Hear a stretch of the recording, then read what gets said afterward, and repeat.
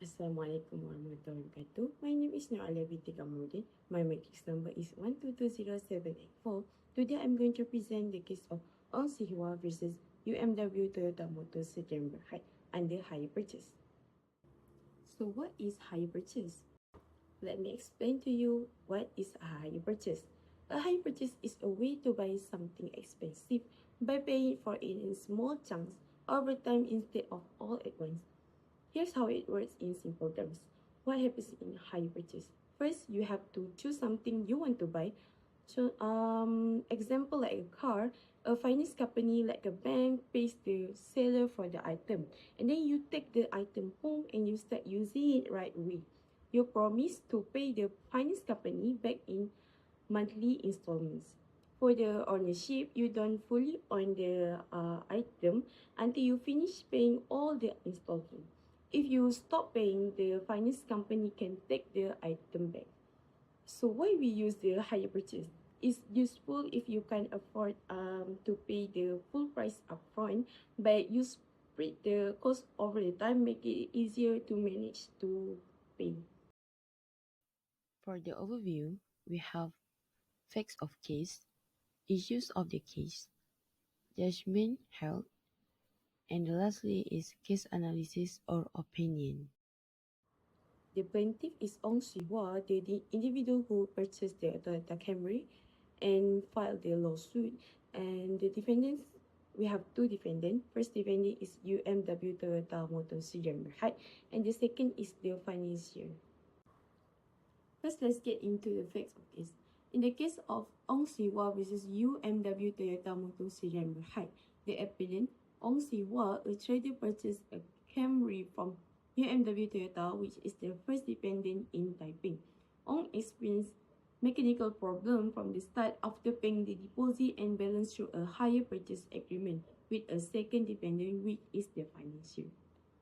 Despite all of these attempts, the problems persist. So Ong left the car at the Ipoh service center and went to the court. In his lawsuit, Ong sought the cancellation of the sale contract.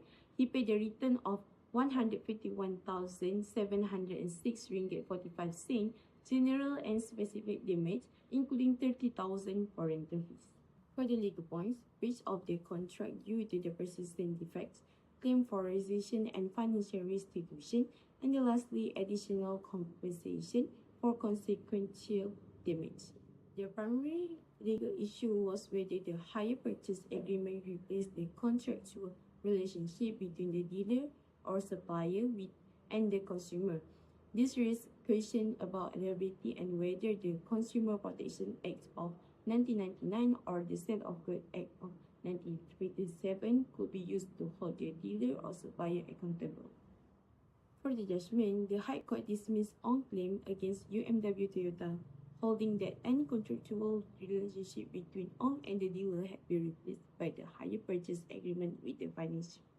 The Court of Appeal upheld this view, citing Ahmed Ismail versus Malaya Motor Company to hold that upon the signing of the hire purchase agreement, the dealer is discharged for all of the liability and the liability of consumer is only against the financier.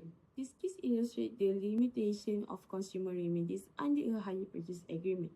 Ong sued under the Consumer Protection Act, claiming that the car's quality was unacceptable.